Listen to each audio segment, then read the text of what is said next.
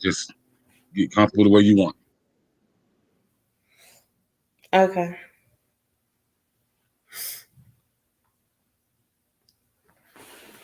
Let me know. Alrighty.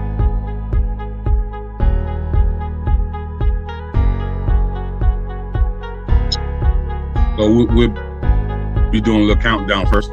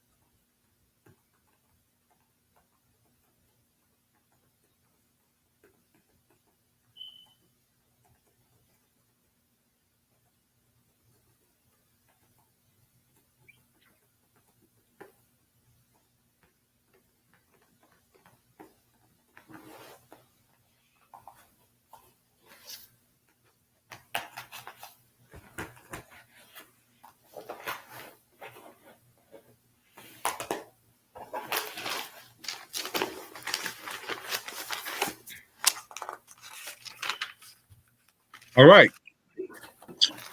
We're back again. I am your host, King Jacob. This is the Chatterbox with King Jacob. Just to do a recap of last week.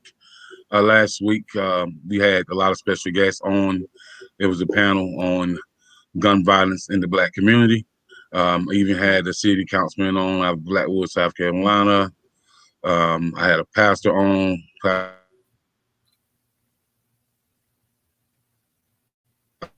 Eric Morton, and I had a music executive / community activist, on, and so it was a great episode last week, but we're going to get into a more interesting episode this week.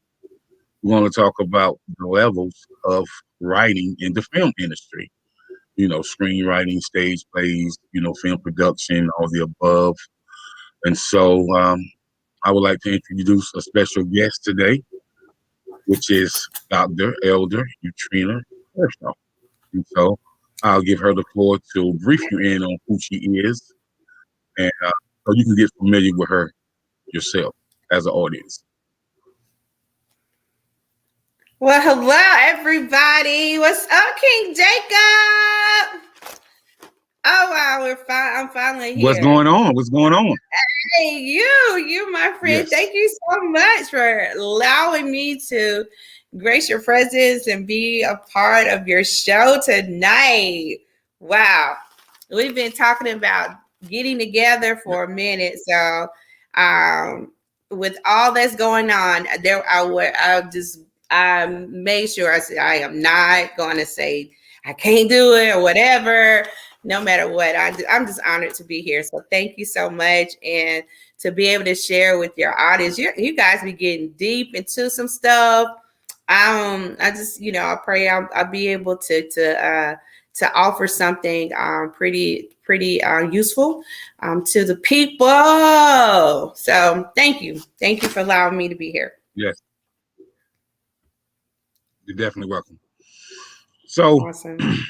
With you being here, let's talk about Dr. Elder Utrena Johnson before we get into your expertise, of the film industry and the stage plays and things of that nature. So who is Dr. Elder Utrena Kershaw? Like, who is the Dr. Elder? Like, who is she? What does she possess? What is she like from day to day on a spiritual side as well? Right. Wow. Man, I'm just still, I'm a servant, I true to heart. I am a servant of God. I am a mom and a Gigi. and definitely in that order. So very simple, but I think pretty doggone exciting. You know, I love my life. I love the space that I'm in. I you know, when you get as old as I am, you know, you're gonna go one way or the other. You're gonna give up, or you're gonna get up and stay up, you know, until God says, "Come on home." So the day in life of me is just that go-getter, fighter girl, refusing to yield to life circumstances. I learned a valuable lesson today. If you can, I share it, or you want? Please do. Please do. Okay. All right. So check this out. The iron. This is the story of the iron, and so I don't know if we're going to talk a little bit about this, but I own an event center, and I also my team, myself, we decorate for some of the events that come through that we're a one-stop facility. So there are some clients that want to hire us to decorate. So we have a pretty beautiful event on tomorrow to set it to decorate. So of course I'm prepping, setting stuff up, getting ready.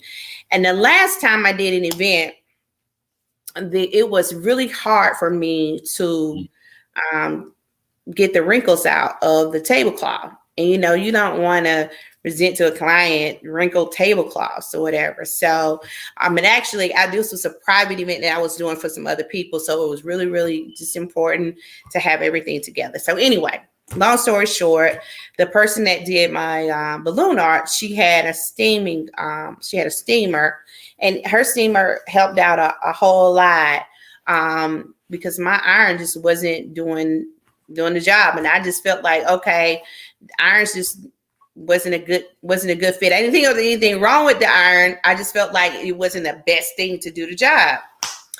Well, I went and purchased 2 steamers because I didn't know which one was going to work. I said, I'm going to get 2. I'm not going to ever, you know, get in that place again with these tablecloths. Long story short, the steamers, they did okay, but it still wasn't what I was wanting. So I got on YouTube. Don't we all get on YouTube?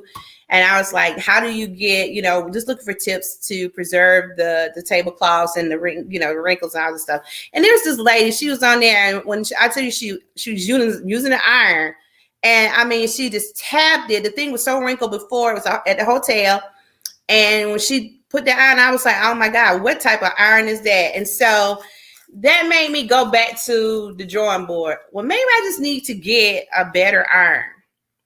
So today, I did the same thing. I purchased more than one iron because I was like, I'm going to try all these bad boys. Something going to have to give with these tablecloths. And so the lesson that I got out of that was every time I would fill the iron up, it worked even better. It's, you know, the steam and everything. I mean, it was just a bare tap, and this is a really nice iron, and it did the job. So it almost seemed effortlessly and flawlessly. It was doing the job, and I heard the Spirit say, when you have the right tools, when you fill yourself up, that's when you, Utrena, anyone will function and flow at your ultimate, right?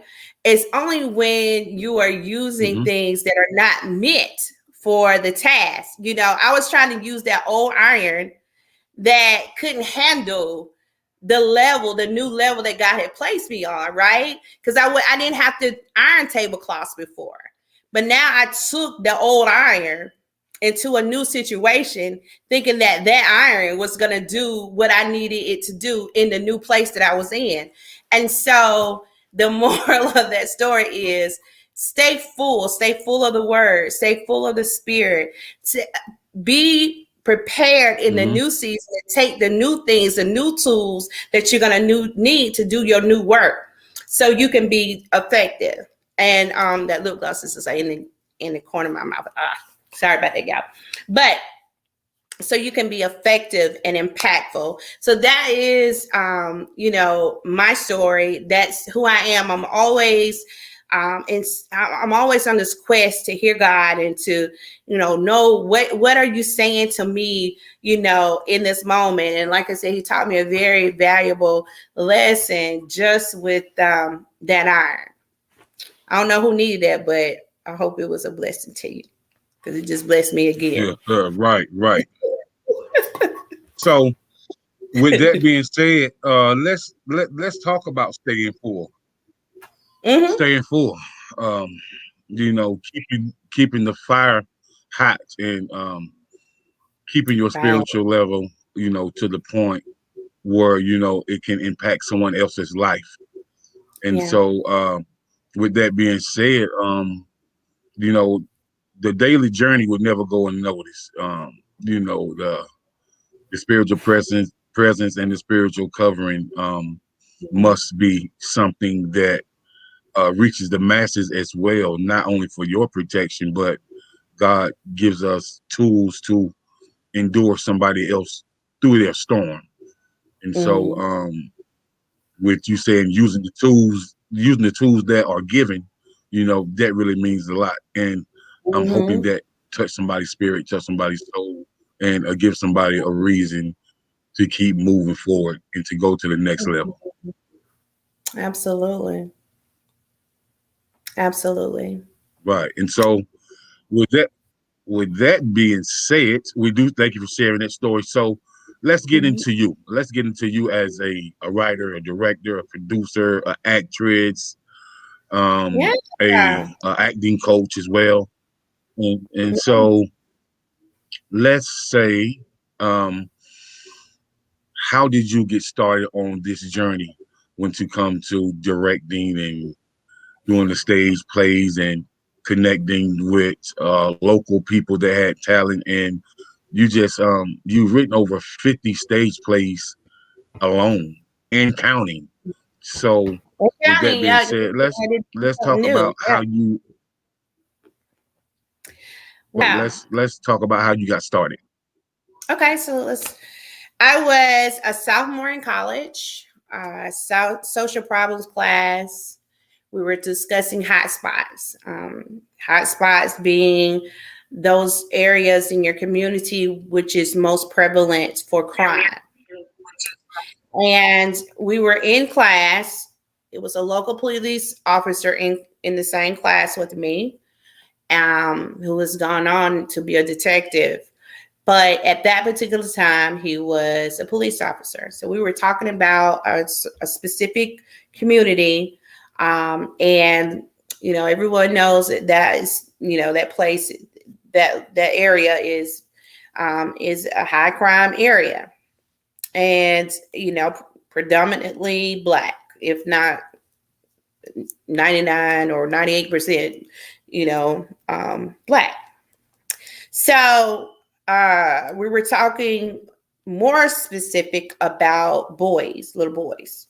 So let's just say we were talking about little Black boys. Mm-hmm. And he made a comment, well, we know how to curb crime and improve the lives of those that are living in those communities, but we're not doing it.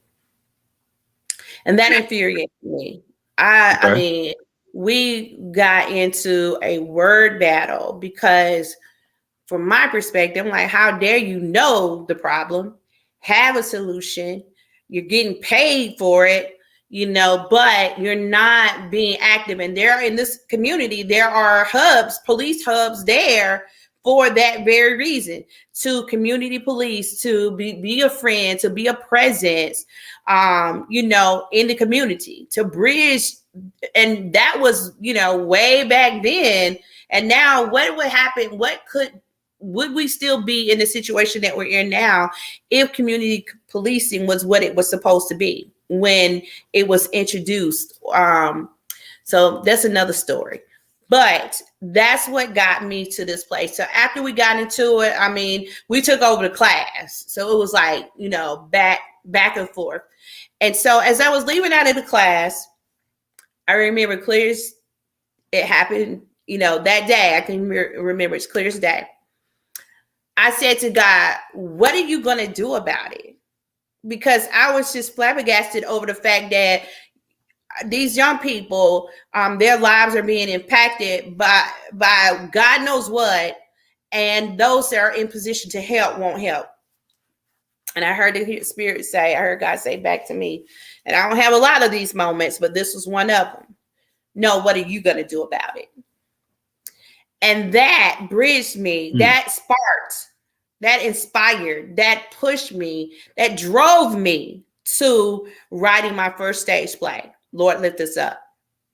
And it was about social ills that plague our community. It's all communities, but I had a focus on the Black community because that's what we were talking about in class. And so Lord Lift Us Up was about a drug kingpin. His name was Damien. And Damien's father was a workaholic. He worked all the time, but he was also an alcoholic. So he did everything in terms of financial gain for him, you know, taking care of him. But he was an alcoholic and he was abusing his mother, Dora. And Dora was the nurturer. She was a godly woman, standing in the gap, praying for her husband, praying for her son. Her son, Damien, hated his dad. He hated his dad, James, because he watched his dad abuse alcohol and, you know, just and abuse drugs. But yet he's an educated man, Damien, but he's also one of the largest drug dealers in their town.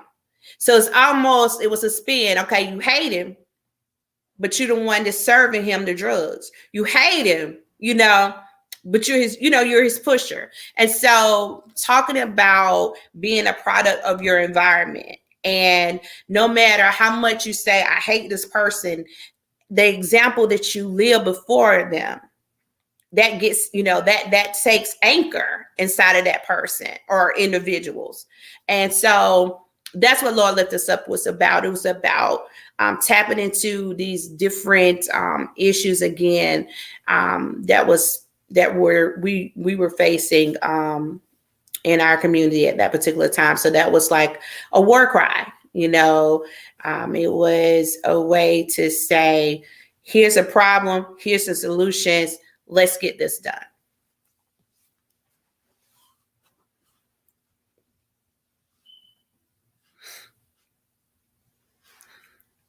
And I also will say, after that particular play, after we wrote it, after we put it out there, I learned something about, it wasn't just about me writing a play, getting people in the seats to see the story, but it was about the end. It was always, after that first show, we did an altar call.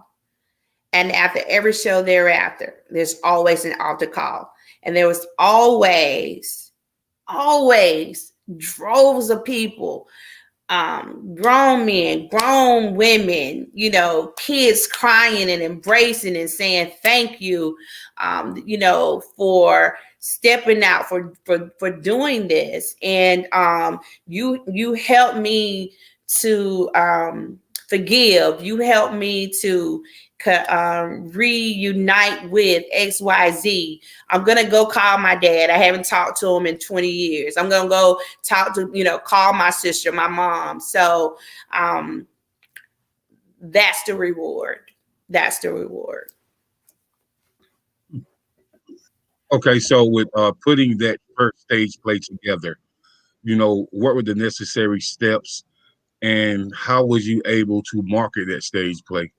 You know, so you can get it out to the people, out to the masses. And how did the casting call go for you? Was you amazed by the casting call, or, you know, was it a challenging casting call? Okay, great questions. And hopefully anyone with a story to tell, please listen, because I think that my journey is a journey of not just, the right things to do, but also the wrong things to do, and can help in that as well. So when I first started out, I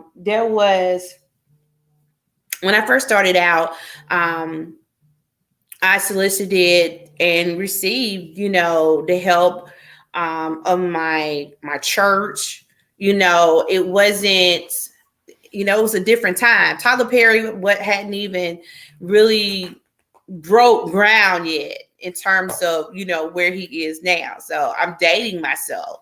So it was like right on the cusp of, okay, Tyler Perry he had like one video out. But these things were taking place at the same time. So my start was, in terms of marketing, was the church. I come out of the church, and so I was able to utilize. I'm sorry. I was able to utilize my pastor and first lady, my family. That first time around, hear me. That first time around, that's probably the best time that you're going to get support, because it's new, but it's that middle. It's when people don't understand what you will see success in a different way than what somebody else. People, because you're doing the same thing Tyler Perry is doing, if you haven't become a billionaire or a millionaire at doing it, they won't be able to appreciate that you're successful. But that may not be what you've been called to do. So you got to know what your path is and what your plan is, and not measure yourself against somebody else. So the marketing was letters out to the churches. We used the slick, you remember the postcards, the club cards. We used those. Right. Emails. Listen, it wasn't the internet hadn't popped off like we are, doing these interviews and different things now. So it was radio. I bought airtime with Jams. I bought airtime with there is a Ed Waddell, Mr. Waddell. Bought airtime with their radio station.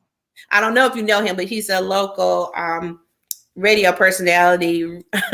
An MC. He's real funny, but he has a gospel show, and so we bought time with him, and that led to a great friendship and great opportunities. So it's kind of like one thing beget another thing, and that is how I started. From the first tier, it was, okay, this is something that I want to do. It's in my heart. I didn't know that it was going to be a lifelong mission. First of all, this was a moment mission where I had something to say. Like, when you know better, you do better, to sum it up, in recent language. But, as I got into it, I knew that this was a vehicle that I would use to drive God's name around the world in my own way. Okay. So with that being said, let's talk about the procedures of the casting call for your first stage play. So how did that procedure go? Okay, so what happened was, I used people in the church. I used family members. I used people that they knew. My first play had a bunch of people in it because I didn't have a teacher. I just had a desire. I had a desire. I had a desire, and I ran with it. I looked online for inspiration. Like I said, Tyler Perry had not burst out there just yet, but he was budding. You know, the buzz was on him. I went to his website, and it was just about his shows, you know, and the DVDs about Mama, the first one that he had out. So I ran across this playwright. I'm sure y'all know him now, David E. Talbert. So I ran across his website. And when you are a novice, when you're hungry, when you're on fire and you believe that and know that this is what God has told me to do, right?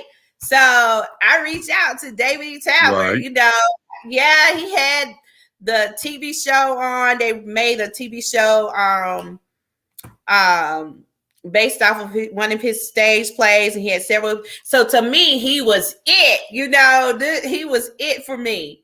And he had this website, and he had a section in it, section in his on his website. I think it was Soul Shadows, but he would give out so much information. It was crazy. Such a blessing. Books, what books to read, you know, all of these different things. And so, long story short, I made him my teacher. You know, I made him my instructor. I reached out to local directors and stuff, and people, they were not forthcoming. So I had said, God, when I get to a place that I can give back and share and show, I'm gonna definitely do it. You know, it hurts nothing to answer somebody's question. You know, I had asked because I knew I didn't have the formal training, so I had just asked to be able to sit and, you know, watch and see. I just wanted to just witness. You know, I was going to be just like that fly on the wall. I wasn't going to talk to nobody. I'm going to say nothing. I just wanted to observe, and I wasn't given that opportunity. But I guess the opportunity wasn't meant for me. I don't know, but that's how I came to my casting the first go round. The very first, since you're asking about the initial thing, I didn't know a lot. That's why I wanted to just kind of but pivot to the information that I did have, where I was getting it from.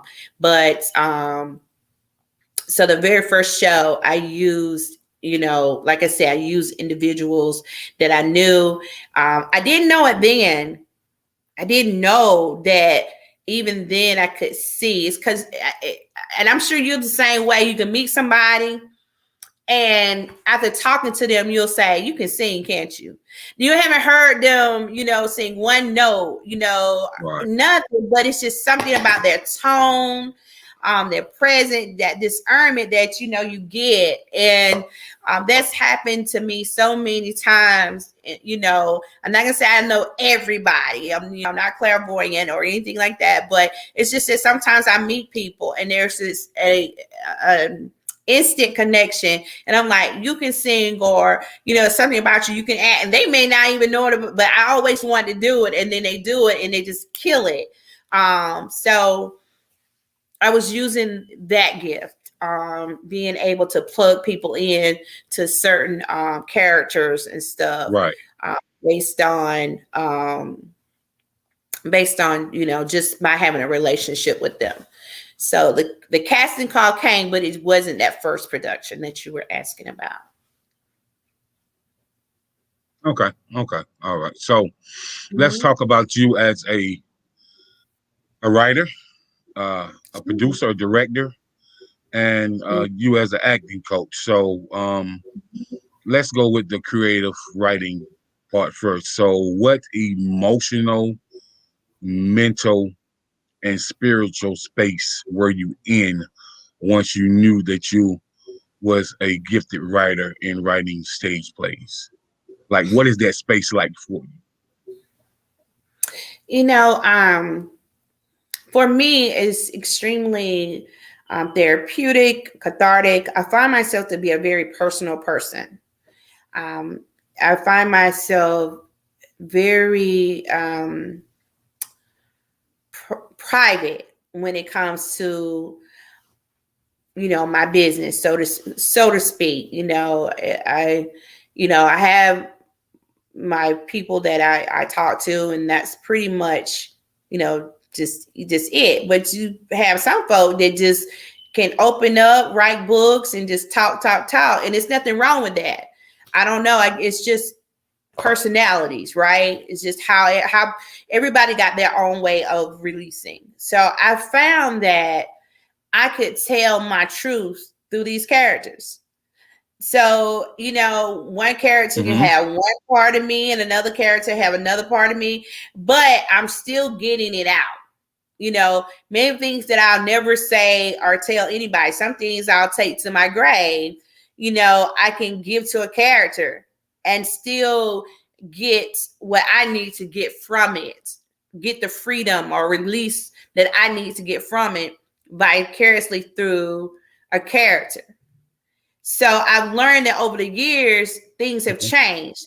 And I personally, you know, for me, tend to write or have written based on seasons that I was actually living through. I didn't know it before, but now in reflection, because I've done it enough where I can look back and think, oh, okay, so this is what this is why this type of story or whatever was kind of repetitive, because you know what, these are things that I knew about, I was dealing with. So it was hot off the press, you know, internally, or it may not be my own personal thing, but something that was impactful enough for me because I witnessed it, or just like the story with the little boy, it has to be something. I don't just make up stories. If you know, it has to matter. It has to have some type of substance to it that trigger me to want to go that deep into that world, because it is a very, very freeing, but it's also dark, and it's also you know, painful, and there's a lot of spiritual warfare in asking about the spiritual side of things.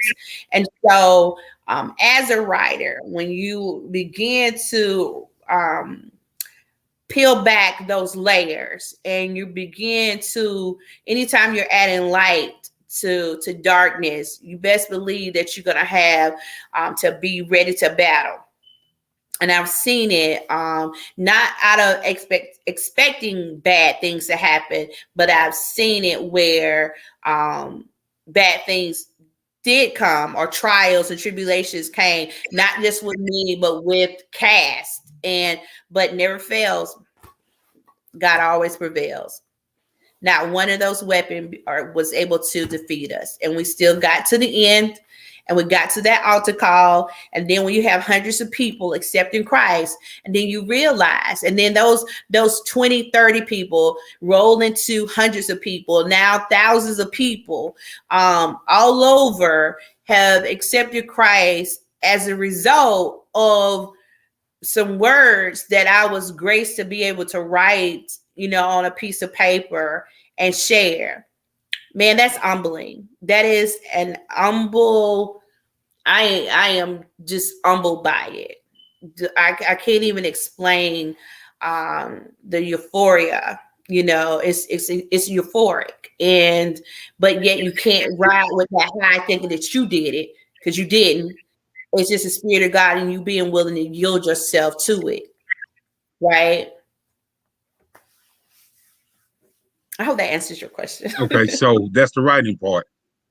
You did. So let's talk about the directing part. Sure. As far as you working with your local community, and you're directing them, and of course you're being the acting coach as well. So Mm-hmm. you're directing and being the acting coach at the same time. So let's talk about how you was able to do that and get them understanding what acting is, and get them to understanding how to follow your direction as a director as well. Right.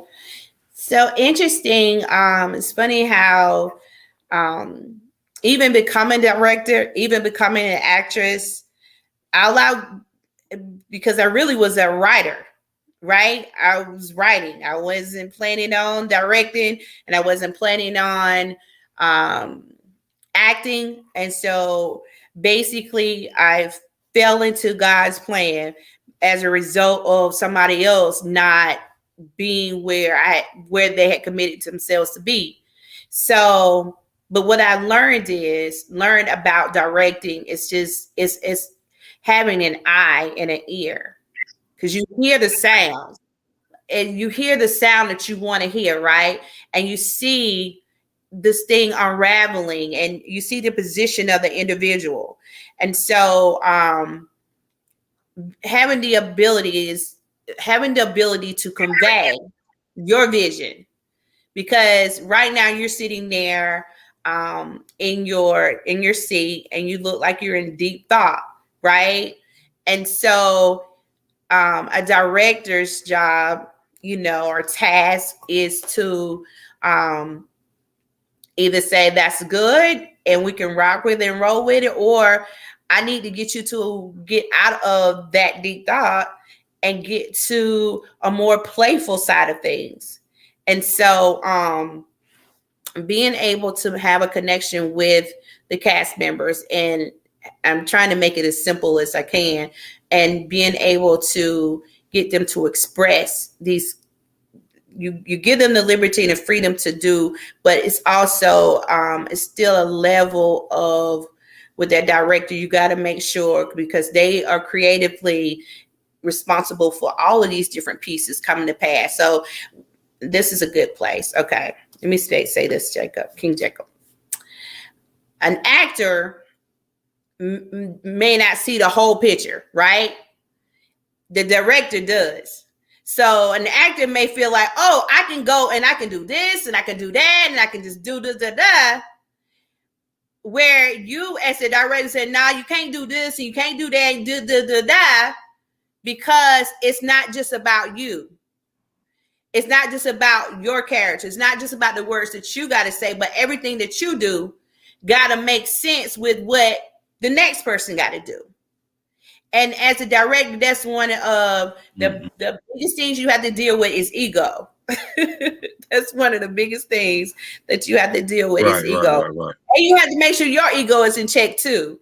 But you don't just have your ego. You got an ensemble of egos that you have to keep, in perspective. And so that's what I would say, I would say about that. Hopefully I'm not rambling, because I hope I answered it. Okay. So you did. So, all right. So with the directing and being an acting coach, then comes what I would want to know, because you have a lot of directors, that really are not a people person. So when you're dealing with people, you have to have patience. You have to have a lot of patience. And so with dealing with people, when you're doing a casting, sometimes you may have to deal with parents as well, because it's some roles that's gonna have, ages, I guess, 5 through 15, or and then you got the teenage years, 12 through 17, and you have to deal with parents. So when you're doing a casting call and you're dealing with parents, because I've been dealing with you for quite some time, and so I know that you're pretty a mellow person, but you strong-willed too. And so with you being strong-willed, when somebody's on your set, then it's your set. So Yeah. therefore, when it's your set and you got this vision of how you want your stage play to go, what are the levels of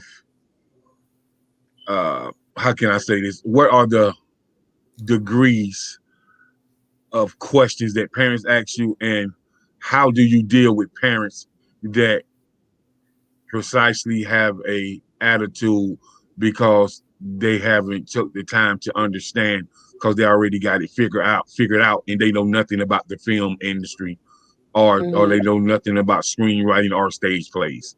So how do you deal with that?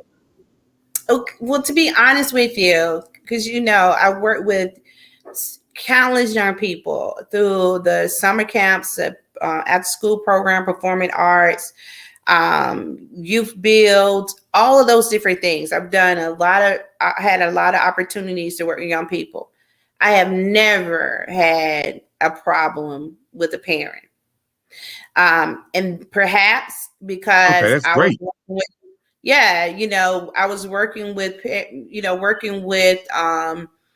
young people that did not have a lot of opportunities being presented to them, right? And so we took what we were doing as an opportunity to build character and integrity, not just character on the stage, but character from within. And so I didn't have a problem. Now the adults, that's a different story. Now I've been challenged before. There are some actors, especially some seasoned actors, that will try you. They will, at the last minute when it's right before showtime, want to change an obligation and increase the pay because they feel like, okay, well, you got to pay me because you know what, we're at the end and you can't replace me. It's been all kind of stuff to happen. I learned a valuable lesson. I'm a firm believer that the show must go on, and you can disrespect me if it comes to a place where I have to eat it for this moment. There's always another time, and right now, there are people that probably don't want to work with me again, and there are people that I will not ever work with again. So for that very reason, just being disrespectful, wanting to run it. I get it, you see it a different way. I get it, you would do it a different way. Then you can with your show. But when you're on my set and I don't come across, you know, with a big head, arrogant, or a taskmaster. My objective and my goal is to give everybody the respect that they deserve. But I also expect it, and you have to be careful because if you allow these people to stay around you, they're going to infect your whole cast, and it's going to be division and schism, and you're gonna be constantly, you feel that way. That's a bad feeling. I like I set a family. I set a family. It's like a family when we come together. So I'm trying to say. And some people say, "Oh, don't get that close to people." Well, this is ministry for me. Okay. Beyond all of the rules, they kind of like get thrown out the window for me because I'm here for the people. Now I know the business side of it too, but at the same time, I'm not going to be walking up in here like I'm so above somebody that I can't sit beside you and talk to you. That's ridiculous as far as I'm concerned. There are some directors that really won't even talk to the cast outside of directing, doing blocking, letting them know what they're supposed to be doing, running something back, reading, whatever it may take, whatever it may be. But that's not me. But when it's time to get down to the nitty gritty, it's time to get down to the nitty gritty. So I felt like the question that you asked for me personally is more towards the adults. And you have to be very careful, who you entertain inside your cast if you don't want trouble in the end. Okay, makes sense. You did answer that very, very correctly. And so let's talk about you being a producer and Mm-hmm. what is it like being on the production of Dr. Elder Utrena. Like, what is it? What experience do you want people to leave with when they're a part of your production? And how do you formulate your production? Because I know different sets and different plays have a different line of production, maybe per se, because all production is not the same. So let's just Right. get knee deep into your production as a producer. So, as a producer, the production, I've evolved into this person that I always, or most of the time when I get an opportunity, I tell people about my breaking point where, I told you I started out with Lord, let's just lift us up. And it was for me that started out as that mission, right? And then we evolved and I came to understand that I had a gift and I wanted to be able to win souls through this gift. And it never failed every time. That's what happened, right? And I felt like, God, I am out here doing this thing in Jesus' name, like not for play, for real, like for real, playing, praying, fasting, taking the hits left and right, taking the hits on, everything. So long story short, when you leave that honeymoon stage, and that's why I said when you start out, people gonna be with you, but when your level of success don't match their expectation, then folk gonna start waning off. Like, well, you ain't going nowhere with that. That ain't going nowhere. You ain't gonna do nothing with that, honey. Go on and get you a job and run off in the sunset. Do that, but that play stuff that ain't going nowhere. But in your heart, because you know that you've been called to do a work. And so that's where I was. And so not knowing any better, thought I had, had tapped into individuals that was telling me right, but they were telling me things to make me pay them money that nobody else was paying them. But I was still trying to make it happen. And I was falling short, relying on ticket sales. I don't know if we're going to get into that part of it, but these are things that I learned along the way to never do again. Relying on ticket sales that hadn't happened before, right before the praying that, 20, 30 people come to, help me make sure I can give money to the cast. And then in the end, there's a deficit. And that happened at the Memorial Auditorium. That was supposed to be like the big moment. And it was an epic fail financially, emotionally. So I quit. I called myself anyway, quit, no longer doing the writing, doing the producing, any of that. But, can't quit on God. He got to work for you to do. But what I wanted to share that is because That's it right. shaped me to be a very, very effective producer. It shaped me to get into knowing how to end the show, to start it, to market it, get it out there without losing. And after one of my mentors asked me, he said, he had asked me, what are you doing now? When it's the next play? And I told him I'll never write again. And he cracked the joke. He said, you took all my money that night, because he was at the Memorial. I had to Memorial Auditorium. I couldn't pay the cast. I couldn't pay the building. I didn't have enough. And so we got out there on the stage and told him that we couldn't do it. That was that was like one of the most embarrassing moments. And what happened was, as I was telling my story, because I got cussed out in the back by some of the actors and stuff. And one of the actors, she, you know, you were asking me about people that I've worked with. Tanya Blunt, she was on Sister Act 2 and some other stuff with some of this popular singing group or whatever. So she read Be the Quiet, honey. And she told me, you go put your big girl panties on and you go out there and you tell those people that, you know, blah, blah, blah.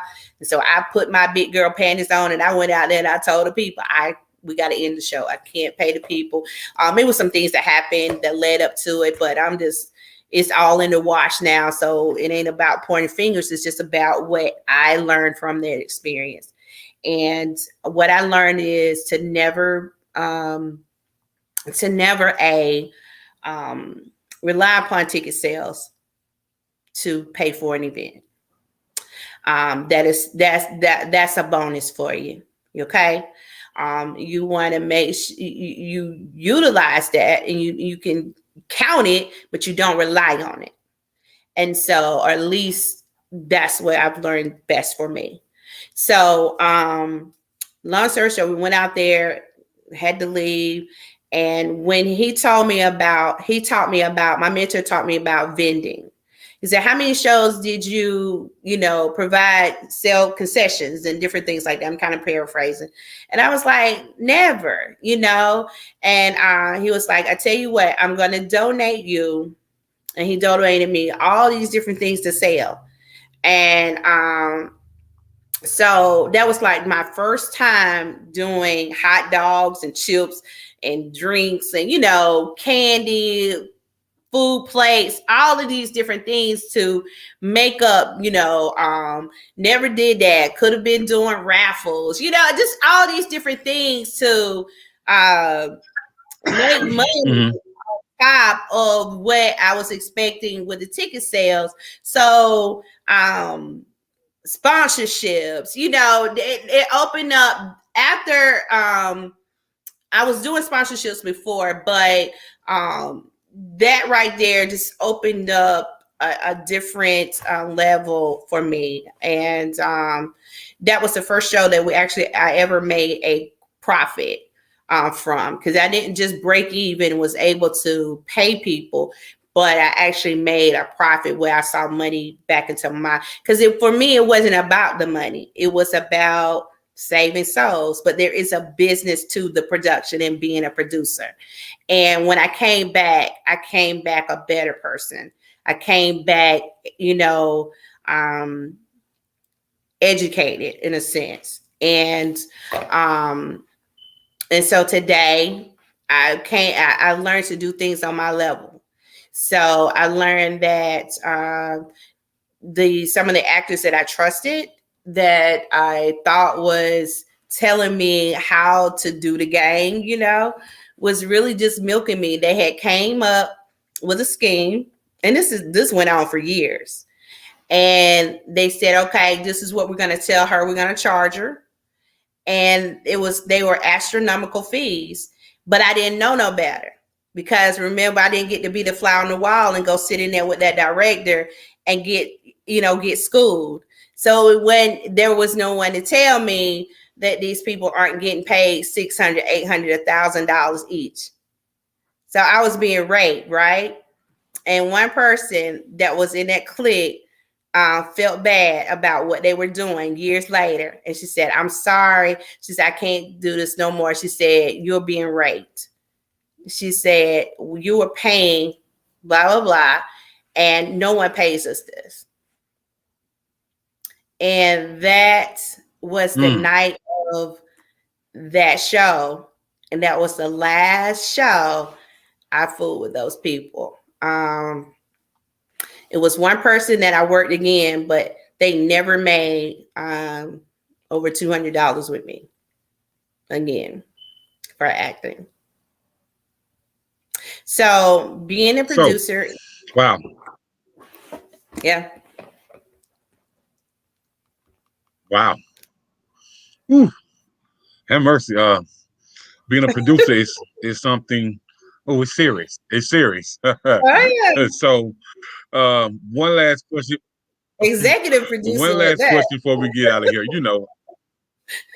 You're right, right. So, one last question before we get out of here. Mhm. You know, I've been knowing you for quite some time, so something made me go to your IMDb today, and Okay. as I'm seeing your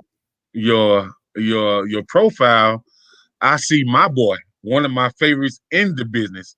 I see none other than Pinky, Clifton Yes. Powell. I said, "Whoa, Yes. let me let me find out Dr. Utrena worked with Clifton Powell, man." So, Yeah. Hmm. what was that experience like? What was that experience like for you working with Clifton Powell? Like, Clifton Powell is one of my favorites. I feel like he's been underrated for a while, and what Yeah. people don't know is he and Spike Lee started out together. So Yeah. he's been in the business A long before Do time. the Right Thing. So a long, long time. Yeah. Yeah, So he's made a what lot was of that contributions. experience like? And That experience, man, let me tell you. said, I said that experience was it was awesome. I wish I was me now at the time. I had no sense about myself. Like I didn't know. It's like I directed him. So to be able to say I directed Clifton Powell, yeah, I told him what to do on stage. You know what I'm saying? And this is a true story. So I'm telling him what he needs to do. And he's like, and I'm a bag of nerves. So I had to come out of that. So he say what now? So I had to pull back Patreon and pull it together. You know how to talk, you know how to guide. So after that, breaking of the ice, it was really cool, laid back. He's pretty laid back. The guy that produced this particular play with me, when we can talk off camera one day, there's interesting stories I tell you. But he okay, okay. Clifton Powell really poured into him, and he's gone on to do a lot of plays and stuff. But that particular experience, I think that's a good experience. One day when you have, um, you know, a show like a do's and don't type show, that'll be a great thing to talk about. I want to, definitely tell people. You asked me this. Let me not pivot. It was a great experience to work with him. He was not standoffish in a sense. He was very open. You know what I mean? Like friendly, like for us to talk with them, because some of the quote unquote stars are not. They just want to get the script, come in, which he did say. He did change a lot of stuff, a lot of things that he was supposed to do, he did not do. But it is what it is. That's what it is. So we definitely shaped it for him to do what he needed to do, what he felt comfortable doing. So with that being said, but it was cool. It was great. It got my name out there. That DVD went Yeah, I know. all over the world. Yeah, went all over the world. So Yes, it's pretty yes, I know. cool. I know. Mm-hmm. What's interesting to me is my cousin from Maryland. Like when I put the post up, she said I'm gonna Uh-huh. look her up. So she went Awesome. online on the internet and Yeah. and she said that when it popped up, she said, "Whoa, who that?"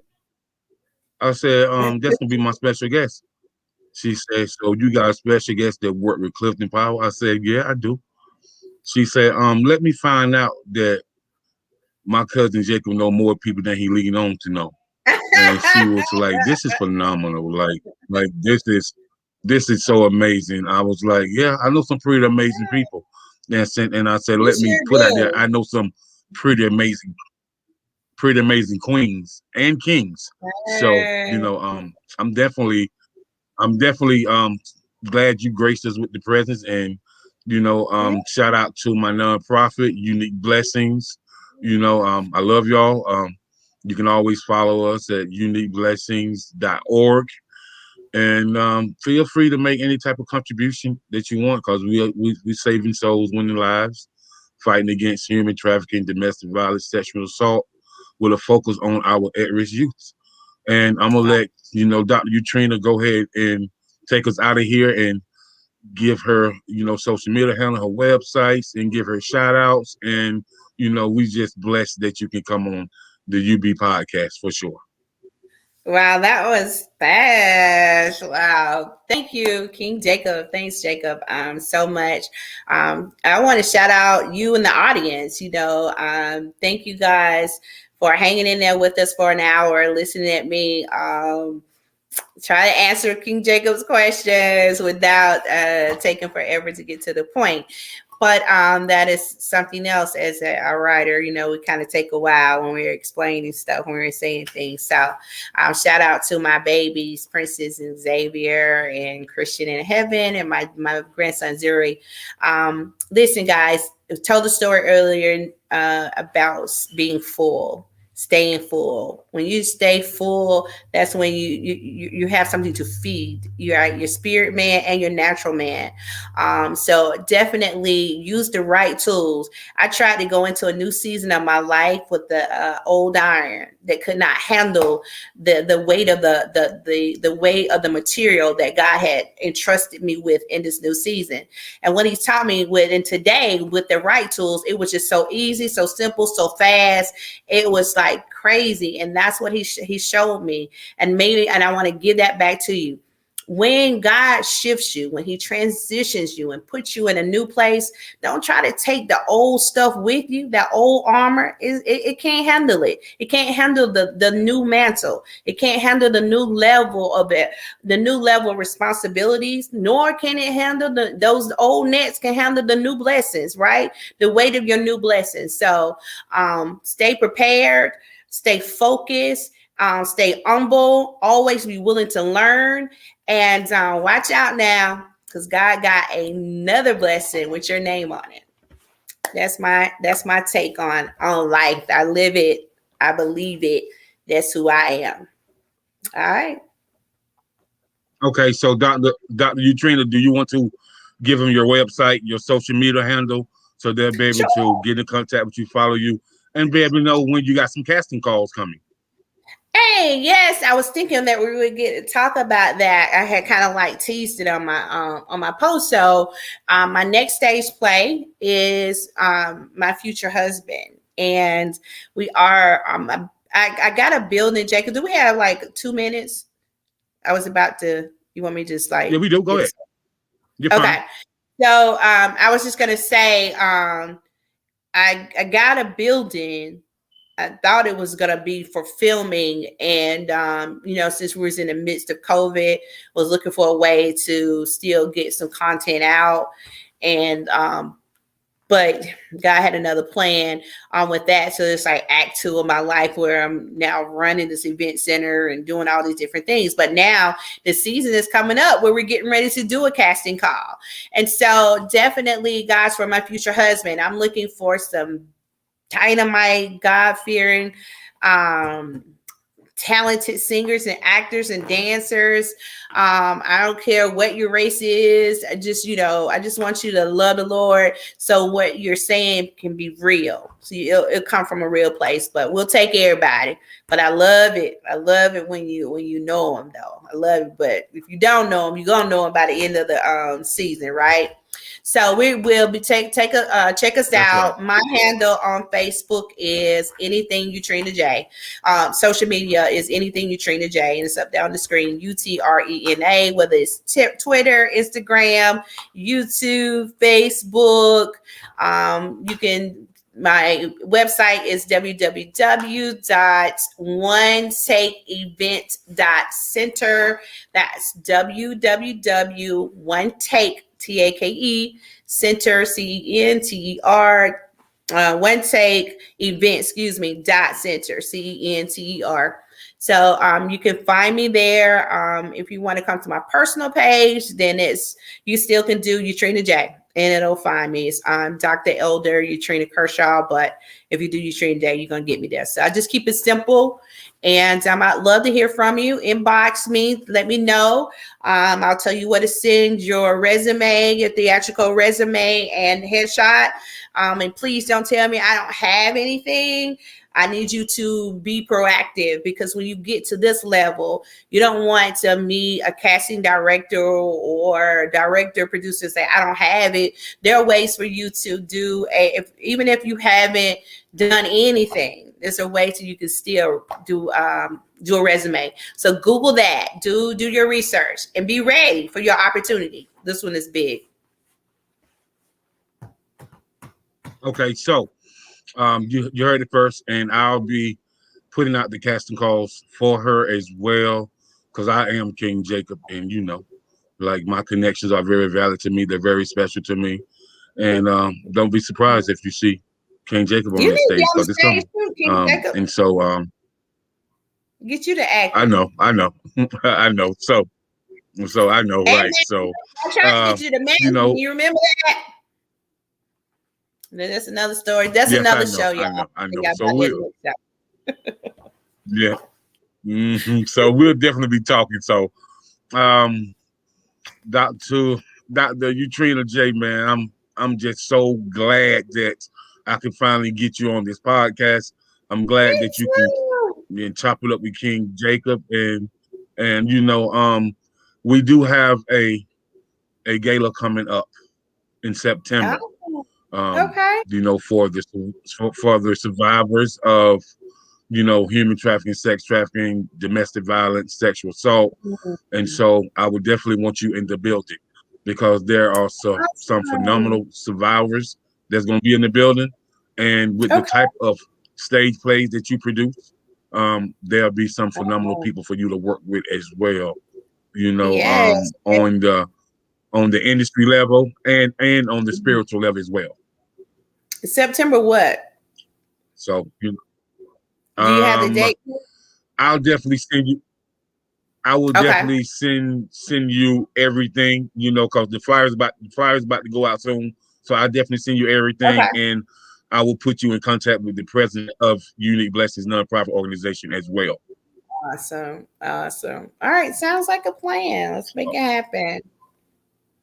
Yes, ma'am. Peace and blessings, and you have a pleasant and a blessed and a beautiful weekend. And thank you for tuning in with the Chatterbox with King Jacob and Dr. Elder Utrena J. Over 50 stage plays written and counting. So she's coming. So don't be surprised if you see some of those stage plays. I'm sorry. So don't be surprised if you see them if you see them stage plays turn into some TV series on Netflix, Roku, Hulu, Amazon Prime. So we're definitely gonna be working on things like that as well. So yeah. So Queen, we love you, and you take care, and call me if you need me. You want to come and hang out tomorrow? You come help me at this event. What you got going on tomorrow? I'm decorating. Do you want to announce the event? No, it's a private event. I'm decorating for a birthday party. As soon as I get off here, I'm like taking off the glam and getting back to packing boxes and getting ready for the load in.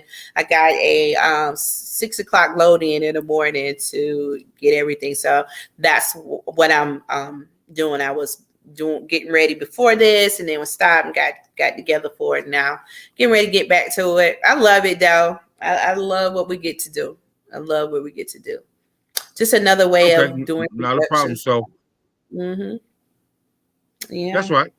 So we'll be in contact, and you take care. And I'll talk to you later this week. You're gonna kill me, guys. You know what? There is an event I do want to announce. Okay, I'm sorry. So I got a new movement, Millionaire Grinders, because I believe that wealth is a mindset. It starts in how we think. I have a mentor who's a millionaire, and one of the first lessons that he expounded upon is the way I think, getting into how I, flow. So anyway, y'all, we have a vendors event in Spartanburg, South Carolina that's coming up on August 7th. So we only have a few slots available for the vendors, but this is about those that are looking to do school shopping, any kind of shopping, girl shopping, guy shopping, couple shopping, friendship shopping, whatever. Come through at One Take Event Center, 477 East Blackstock Road in Spartanburg, South Carolina. There's going to be stuff from the rooter to the tutor, just opportunities to get some one-of-a-kind pieces. Come support our Black business owners. I hear a lot about that. I hear a lot of talk. I want to see the action, So if you're one of those that really want to support Black businesses, this is a way that God is allowing me to give back and opening up my building and for a little bit of nothing, $30. But it's an opportunity for these business owners to come in and sell their stuff, right? Open shop for them. And so definitely come through. Come through, Jacob. You can get on the microphone and speak to the people. Okay. So because the flyer is already out, correct? Yeah, I got several flyers, several videos. And let me say this too. There's somebody that duplicated my event. And I'm afraid that they are out there taking money from people. Yes. I was notified by Facebook that my account had been compromised and I had to change my password. And then a few minutes later, one of my friends inboxed me. She said, "Sis, I believe they got you." Not knowing what Facebook had did or whatever. And I don't know if she flagged it and that's how Facebook knew. I didn't even think to ask her that. But long story short, they if anyone is watching this and you did an event you paid for or you considering paying for a vendor space at One Take Event Center and you did not talk to me personally, please know that those individuals that you have spoken to are not authorized. We don't even know who they are. Okay. I notified the vendor page and they have put up an announcement about the scam alert, but it is not us. And so I hope you guys, we're just trying to make sure these people get the message so they're not showing up on that day thinking that they got a space and they really don't. So it's some really shady people in this world. I don't know why people want to steal and take from people and just, other people hard earn money, but they're doing it. So be careful out there. If you're a vendor, I would say, make sure that you go to the people's page, look at those comments, because the person's page looked fake to me. So I'm like, did you really look at it? On average, people not giving you for a standard booth like what we do. No one's going to give you 2 hours to set up. You don't need 2 hours to set up. So that's money. You know what I mean? And so they gave them like 2 hours to set up. They charged them like for a whole day, like almost 10 hours, like $45. Nobody's doing that. It's not even normal. You know what I mean? So anyway, please be careful, guys, with stuff like that. And I'm glad the Holy Spirit had brought that back up to my memory. So that's it, Jacob. I'm sorry. We don't went over. You good. So, we went over a little bit, but it's peace and blessings out here. So, like I said, thank you for coming to join us. And we definitely appreciate you telling your story, your journey. And I know there's a lot more to come for you. So I just wanted to tell you to stay blessed by the best. And we out of here. Bye, guys. Bye, Jacob. Thank you. Talk to you soon. All right. Take care. You too. Right. Bye-bye.